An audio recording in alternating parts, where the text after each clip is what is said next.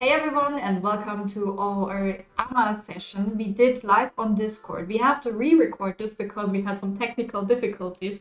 We hope to catch you live the next time, as we're hoping to make this more of a regularly thing to talk with you guys and update you regularly on what we have planned for you. But for now, we're just going to go through the questions you have posted either during the live AMA or in advance for us for the Songs of Silence early access launch we did on June 4th. And we've seen your questions, we've seen your feedback and suggestions, and we have some answers for you. So let's just dive right in. I'm Ilchin, I'm the community manager. Some of you might know me from Twitch streams or on TikTok or on Instagram. Anywhere, basically, we have all social media platforms for Songs of Silence. And I'm here with Alex, the creative director for Songs of Silence. Hello everybody, it's great to be here. Yeah, I'm responsible for the vision keeping of the game, and yeah, we're here to answer all your questions. Great, let's dive right in. The first question we have is about the quests and why are they locked at the beginning, and what was the thought process behind them being unlockable? This is a little bit of a controversial topic, I would say. We received a lot of feedback from the community already that some people like it, that content is starting out locked in the game. Some people don't like it. Just to explain our thought process behind it, we thought that it's actually better for the players to start with one faction. They can get into the game, get to know it. It's our starter faction per se. It's a little bit less complex. And then we unlock more and more playable factions as you progress either the campaign or you play skirmish maps, randomized maps, and multiplayer or single. That dives right into my next question that I have. Can you unlock the content through multiplayer games? Yes, you can. So we have an encyclopedia in the game. You can check it out in the main menu, and it has a section called quests. The quests tell you what you need to do to unlock new content. Some of them relate to the story, the campaign. Some of them are either for skirmish maps, and you can play those in single player or multiplayer, irrelevant. You can play it with bots, with other players, however you want to unlock this new. Great, thank you. We do have more updates about the quests and the unlockability of them later, so stay tuned and keep watching. We will dive right into the next question, which is, what vision do you have for the co-op multiplayer? Is it a teams or sort of campaign thing? So for now, we want to bring in team-based multiplayer. So we can set up a skirmish map, multiplayer obviously, but you can also set up teams in single player. You can divide the players available in the room into different teams, and they can fight one another. So you can also use this to set up cooperative games. So we could fight together against a group of very tough AI, for example. So this was our idea. We would love to experiment more with more complex co-op settings, for example, like a full-blown co-op campaign. This is out of the question right now. We are limited in time, but maybe for the future, if you, our community, if you guys think this is super interesting to you, please let us know. We really read all of your comments. It would be super interesting for us to, how to improve the game in the future. But maybe we will bring in some challenge maps, which might be playable cooperatively. That's a new feature we will bring in sometime soon, so let's see. Yeah, we've spent the last days and nights answering your questions on either Steam or Discord or any other platform. So yes, we're reading everything. We also set up a community feature upvoting page where you can put in your most requested feature and upvote other features that you would like to see. This helps us keep track of everything and see what's the most wanted hot topic for Songs of Silence, basically. But yeah, let's go on. Songs of Silence is promoted as a 4X game. Which X would you like to focus when you extend on Songs of Silence? Okay, so yeah, I think we had the gag already in the live stream that we focus very heavily on extermination. So yeah, right now the game is quite focused. This was our design vision. It's very fast-paced for a turn-based strategy game. You concentrate on building up strong armies, building up heroes, go out, conquer the land, destroy enemy armies, and then dominate them. This was the thing. We want to focus less on the micromanagement aspects, the kingdom management. But obviously all of this is interesting. So exploration, speaking of another X, is something we could definitely think of in improving further. There is some things you can discover them on the maps, but we could bring in some more. We thought about treasure goblin type things, more different types of artifacts, interesting units you can interact with. We had full design for a fleshed out dynamic event system. Things can happen in the game where there's an outbreak of a plague somewhere and can lead to other cities being infected and so on. This is stuff for the future, but definitely something we would be very much interested in. So what we want to focus a little bit less on is, expand like this kingdom management part, and just to keep the focus. I mean, we kind of just started. The early Yes. access has been out a few days now, and we see what you guys want to have in the game, what you don't want to have in the game, maybe. So we have still a long way to go. There is a lot more to come, and we will also share the roadmap that we have later on. But for now, the next question is, what is your favorite unit and why? Okay, so it's actually a group of units. So I really like our Gestalt units. They are our take on undead, I would say. And they give you the opportunity to get some interesting army builds going, some unique gameplay. They focus very heavily on fear and dread mechanics, debuffing the enemies and driving them away in fear. This is quite interesting. That's cool. I hate them because they make the little ghosts come out when you when you see them. That's fear, yeah. Yeah. But maybe this takes us to the next question. Why did you take the design decision to give each unit a strength value instead of dedicated attack and defense values? Good question, really. It's quite common to have a lot of different attributes in strategy games. Like, some of them can look a little bit more like an Excel table, really. And this was not our design philosophy. We wanted to break down the attributes of units to only the absolute necessary things, which give you a very quick idea if a unit is strong or weak and what its strengths are.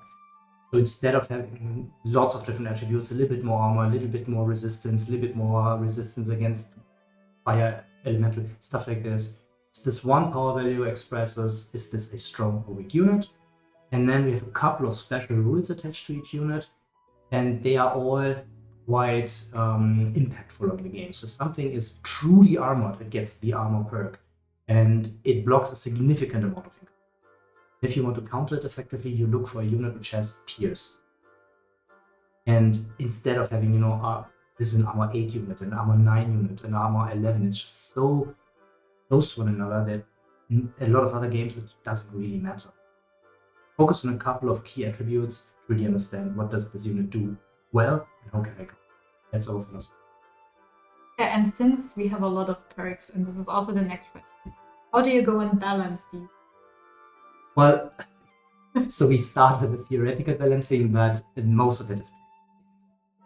So there's an entire design group playing the game constantly, a team also providing feedback, and then we had the community was super helpful. We had a closed beta, now we can get feedback directly from players, and this is what we take into consideration. We will continue to do balancing updates regularly. Right now, I think the game is in a solid state, but it's not perfectly balanced by any means. We are still bringing in new special rules, want to reattach them to some units. So there's a lot of balancing.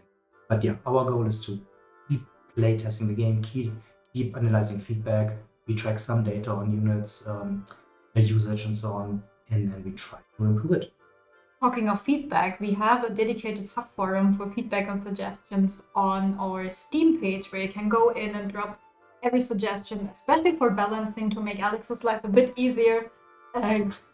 Just let him know who is overpowered, who might need a bit more, and we will have a look into it, as well as on Discord. We have a big community there. We have some events planned for the future, and if you also feel like you want to let us know directly, you can jump into the dedicated suggestion or bug forum and let us know. We'll read everything and we'll answer when we have time. This would be super helpful. Thank you. Final question for you, Alex. Can I put the stationary infantry in front of my archers to protect them? The infantry seems to move away automatically. So we have a battle simulation, not like a classical RTS where you can give movement orders to any individual unit.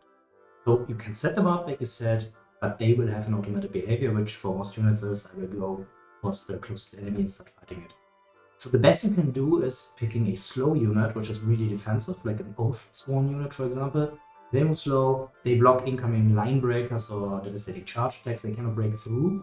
So you can really easily protect your backline, like catapults and so on. And they don't move too far away because they're slow, so that's the best you can do for now. You can place some cards. The Hold the Line card, for example, stops movement of an army, of a unit, or several units, everybody your target, and gives them additional bonuses to their defense. So you could order them to stop for a while, but you have to bring the corresponding cards and pick them up to level up your heroes. Great. Thank you, Alex, for your answers for this round. I will get Mike from the publishing team here because we have some more questions that are better suited for him to answer. But if you like this format, just let us know in the comments or on Steam or on Discord. We can do this more regularly. We can answer your questions and we can react to your feedback. And that's what we want to do because at the end of the day, we want to make a game that you enjoy. Your feedback matters and we want to make the best experience for you. So keep everything coming and I'll get Mike for you. Thank you, everybody. Bye-bye. Hey, everyone. So I grabbed Mike. He's from the publishing team. Maybe you can say a few words about yourself. Hi, guys. I'm Mike. I'm running the publishing marketing operations here. I'm here to answer all your questions regarding commercial activities around Songs of Silence. Yes. And there have been some questions, and I'm going to dive right into the first one, which is, what was the decision making for the pricing? Is there a possibility for a price review? I know it's a hot topic. You need to know that we all read every comment that you post on Steam or Discord or on other social media channels. And I know it's controversial, right? So the price is a combination of a couple of factors. And we are developing Songs of Silence since 5 years. It's a long time, right? And there's also an extensive amount of people, assets, resources that are needed to develop this complex game. Also, this is early access, so bear in mind that the asking price we have now is not the price for the content that is now available, but for the actual content that will be available after we release 1.0. And what I can guarantee is that the price will remain. So you pay now and you get all the content that will be coming. If you're curious about it, like go and check the roadmap we published, I think yesterday. Also, we're now delivering lots of additional fixes and patches, and all of that is to bring you the value. And we still believe that the value for 40, let's say roughly euro, right? Because it's also equivalent of this price across all the other territories, is there. There are some, let's say, discrepancies between the territories in pricing. But still, we are using the Steam regional price matrix. So there is a price set in euro, and then it's equivalent in each of the currencies for the local territories. In most of the cases, it was adjusted to be even lower than the one that is coming just straightforward exchange rate. But because the exchange rates are changing all the time, we kind of cannot also, adjust the price dynamically to what is the current exchange rate of euro to specific currencies. Therefore, I get the point that in some territories it may feel unfairly priced, or just simply not affordable for you even at the moment. What I can only say, we can't adjust the price now. There are certain legal reasons that hold us back from changing the price in the period just after the release. It would be also unfair towards all those people that bought the game so far and are enjoying it. So what I can only give you as an encouragement and an hope, let's say, as well for the future, is that for sure we will participate in various commercial activities, promotion, digital events on Steam and other sales platforms. Where I'm more than sure and that the game will be available in more affordable price. And that's one point. And the second is that there will be that content. So this is an investment in the content that will be coming next. And I'm sure you, in the end, will enjoy what we prepared for you. Great. Thank you for this information about the pricing. And we know that you've been asking a lot about it. One more question we have regarding pricing is, what discounts should we expect in at least a year? You already started on it and tried to explain, but is there anything that we already planned? Well, actually, now the game has this so-called launch discount of 10%. There is also one that maybe you missed, but if you go and see the supporter bundle, which consists of the main game, the OST, and the DLC goodies, there is additional 10% on top of the 10% discounts you get for each of them. So combined, it's more or less 20%. That I think is the best margin at the moment when it comes to buying the game. Though overall, the bigger expense, but per unit, it's the cheapest you can get it. I can't really give you at the moment the discount level, right? we're not planning it now. We're focusing on the release. We're focusing on really what I said, bringing you the value. Some of you are not happy with that, so with the value price versus the value. So we want to address that first. That's why we deliver, for example, this big patch. I think today, right? So tomorrow, the latest, depends when you will see this video, with all this quality of life patch updates regarding the battle, regarding the unlockable content in the game. So far, yes. We also can't really change the price at least 30 days from the release, right? So do not expect the discount earlier, for sure, from the legal reasons. But let's say after that period, and there is a couple of things, a couple of these commercial activities coming in front of us, late summer, early autumn, I would expect something there, right? Can't be specific more at the moment, but for sure it's just a matter of this 2-3 months, and there will be some promotions coming soon. Great. Thank you so much for shining light on this. Thank you, everyone. Thank you for being here. We might do this more often. If you have more questions regarding how we publish Songs of Silence, what's about the price, what about the other like more legal and marketing-y sides of things, we can always get Mike into these kind of AMA sessions. And yeah, let us know. We have more information to share about the roadmap and the patch notes that are coming in a bit. So stay with us and I'll Stay share tuned more. for more news. Exactly. Yes. See ya. Thank you. Bye-bye. All right.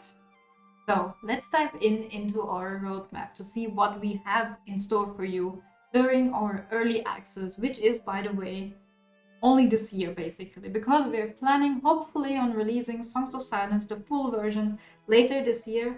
Stay tuned, but I can't make any promises. But what I can do is show you what we have planned in 3 updates that are to come during our early access version, which are not only quality of life improvements, but also actual features. And you can see for update 1, we already planned some playability upgrades, like an improved movement on the strategy map. Some of you have said it's a bit more buggy and sluggish. We are aware, we're working on it, so this will come. We will add full controller and Steam Deck support, and we're working on this as fast as we can to be able to provide all of you the experience to play this game. And of course, priority bug fixes and improvements. If you've already seen on our Steam Early Access announcement post, there's already a list of known issues that we need to tackle first before we can do more. And of course, during the Early Access release, more and more bugs have been coming in, and we're trying to tackle them as fast as we can.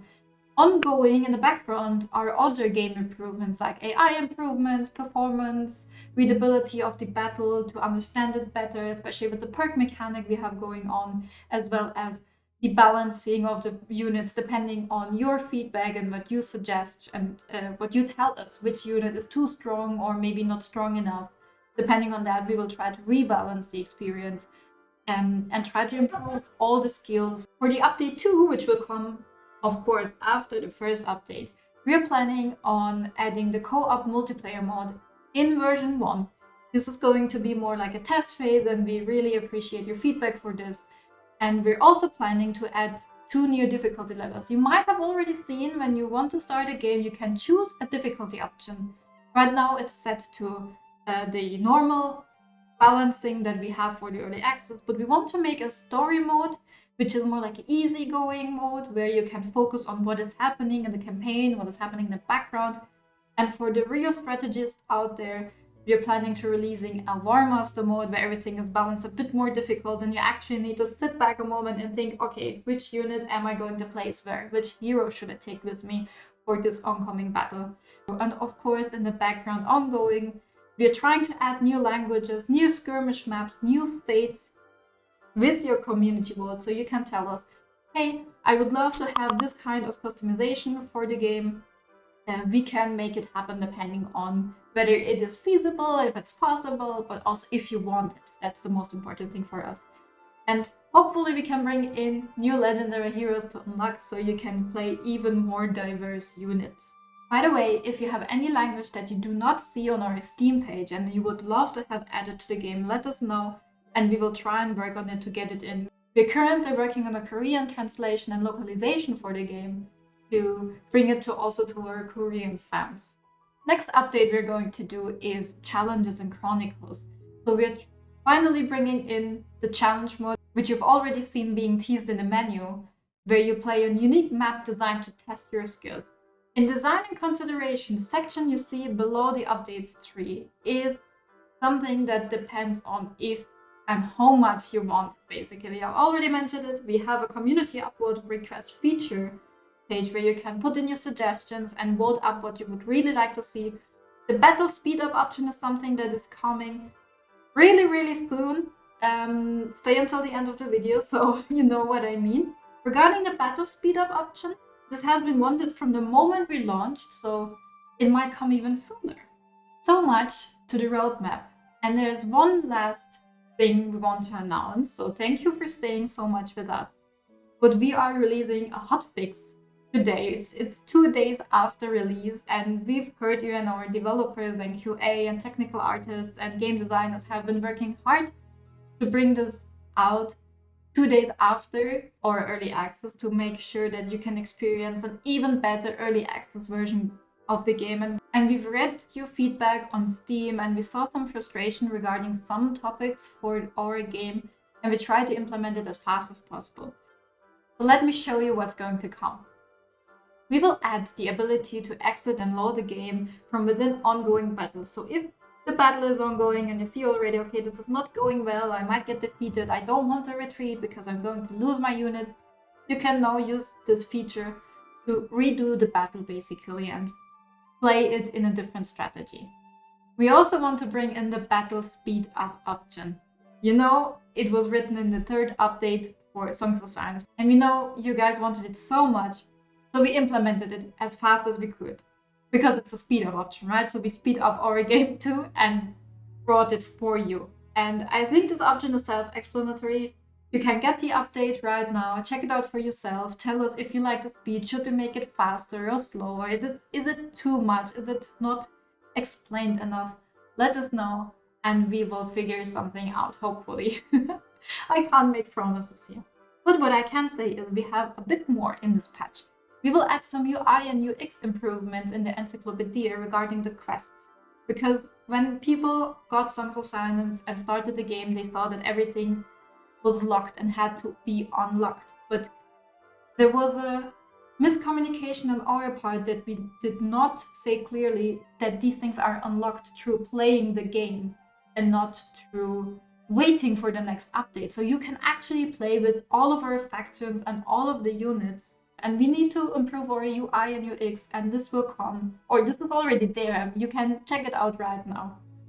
With this UI and UX improvements for the quests, we also noticed that it seems actually a bit unfair to lock everything, every other faction. So we will make 2 heroes available for each faction from the start, so you can really dive into the skirmish map right now and check out how does the old race play and how does the crusade play. You don't have to start with the 1000 Kingdoms for this one. So thank you for giving this feedback, and we were able to bring this in for you. So let us know, what is your favorite unit after playing this? Speaking of game unlocks, we will also have the 4-minute timer unlocked for you from the very beginning, so you can go in and play multiplayer with your friends and already tell them, hey, 4 minutes, not more. That's it for now. It's been 2 days after early access. We're happy to bring you these quality of life improvements, and there will be more things to come in the future. Let us know if you like this. Let us know if you like this format of an AMA session. We would love to do this live on Discord every now and then for you and see what new questions you have for the early access version of Songs of Silence. And we're really happy that we brought this game to you right now. Thank you again for joining, and see you soon on the battlefield. Bye!